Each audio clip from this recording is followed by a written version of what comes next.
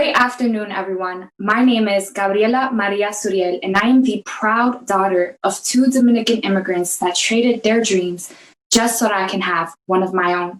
I have a bachelor's in psychology, and so I wanted to put that to use today by showing you this ink block design. Please use the chat to let me know what you think this image looks like.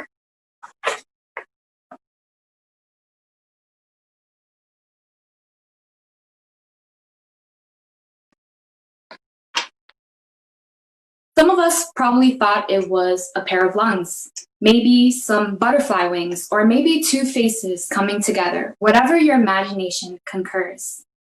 This tells me that we all have different ways of viewing things. This also tells me that we all have different ways of experiencing things. So how can you and I relate? This has been a question asked by Minuet that has led me on my journey to unveil what my message is, not just for today, but for my life. I know something we can all relate with. We've all experienced pain. By a show of hands, how many of us have experienced physical pain? How many of us have experienced emotional pain? Now let's go a bit deeper. How many of us have experienced the emotional pain of shame and guilt? I wanted to share with you all my personal experience with shame and guilt.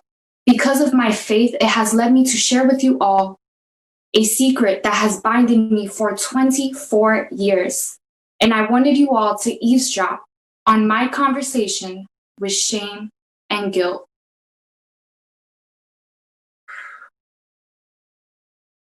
Today is your eviction notice. I burned every right you had over my life. You're probably wondering why and what happened. See, when I was a little girl, I was introduced to you through a relative. You told me not to say anything and that you would help me forget about it. But you lied to me. You promised me that you would protect me from any hurt or pain that I would experience in life. You promised me that my mother would be happier if she didn't know.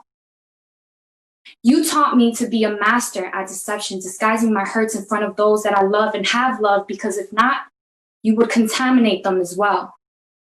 You did not tell me that this would cause me to shame my femininity.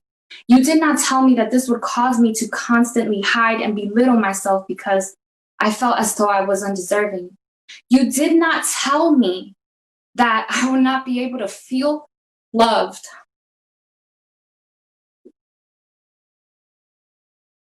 Because who can ever love someone that has been touched?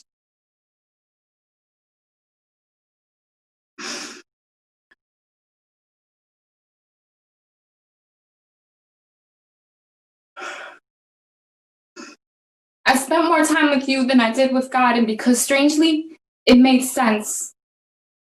How can someone that's been tainted be the epitome image of someone that is the epitome of love? Dear God, do you remember me, January 2020, sitting on the bathroom floor of a mall, pouring my heart out to you?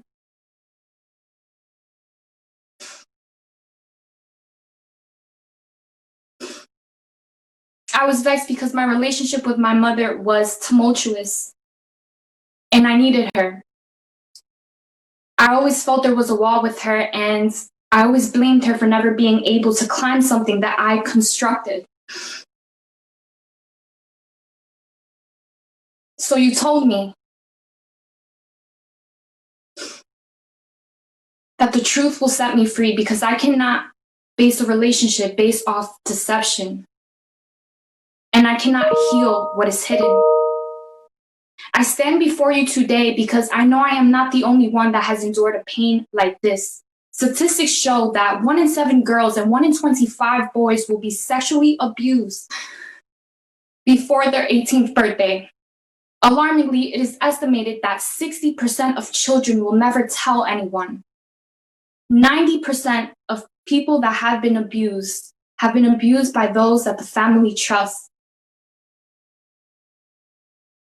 I do not want to dampen the mood of this conversation, but rather have you picture yourself, your inner child that has been bruised by shame and guilt. Allow yourselves to be immersed in the love that God has for you, because you are loved, you are valuable, and it takes a special kind of courage to be loved. Thank you for listening.